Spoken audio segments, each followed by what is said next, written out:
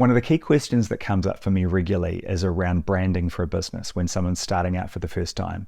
And often people are starting out to sell services. They want to exchange their time for money. They've learned how to do a profession, they've got a really good skill, and they can start to sell this. And so there isn't much separation between the product and the branding for the company, because the product is them basically.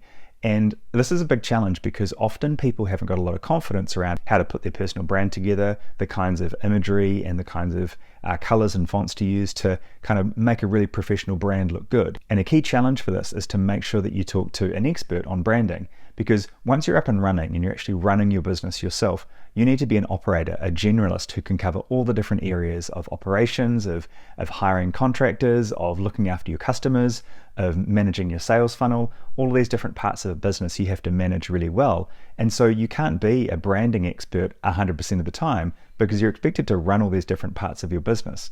So when you first start out, you need to make sure you get some advice to ensure that your branding is really good and really consistent, because you're going to be using that every day. Every single one of your customers and those leads that go into your funnel, that brand is the touch point that they keep coming back to, that evokes the trust and the professionalism and the benefits that they're going to actually get from dealing with you as a customer.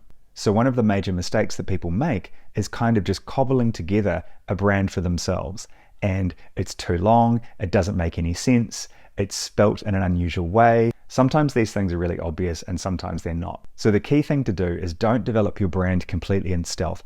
Ask people for advice, ask your friends, ask your family, show it to people. I think there's often a tendency to try to develop something in stealth and then just launch it onto the world and hope that everyone will like it and everyone will buy it.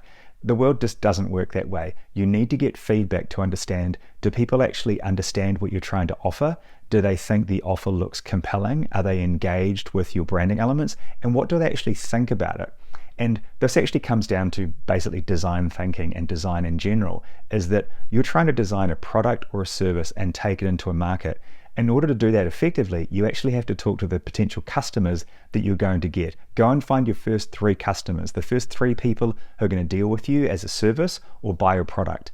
And by doing that, you can actually ask them and really get their feedback on what do they think of the product, what do they think of the brand, what do they think of you as a person.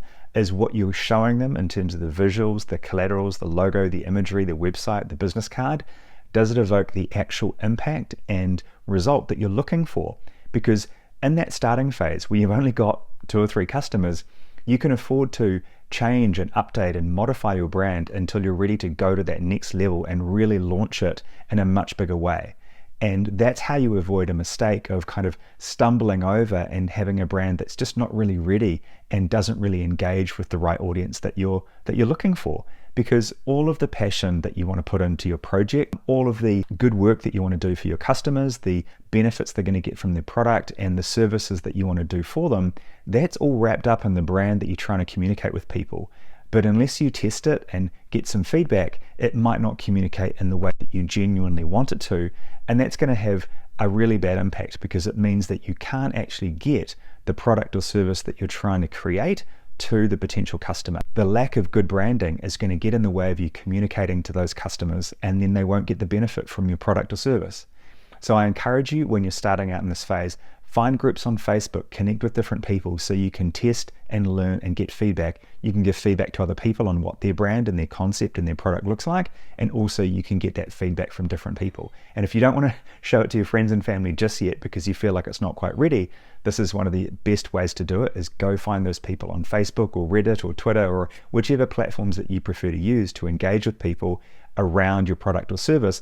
Go get their advice, go get their input, and you'll actually get a really good idea of what's going to work for your brand and what won't. And you won't know what kind of feedback you're going to get unless you reach out and ask. You're not going to get a good result if you just use some logo maker on the internet for 5 minutes. You really need to get an expert who understands what branding communication is and how the design of your product and your service is going to communicate with your target audience.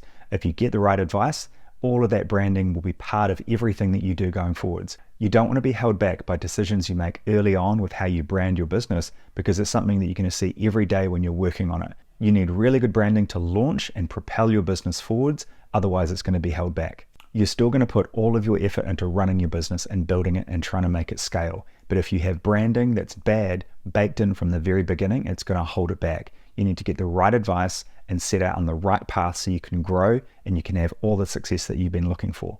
So that's it. Send me your ideas. I'll be happy to give you my feedback. Good luck. Thanks for watching.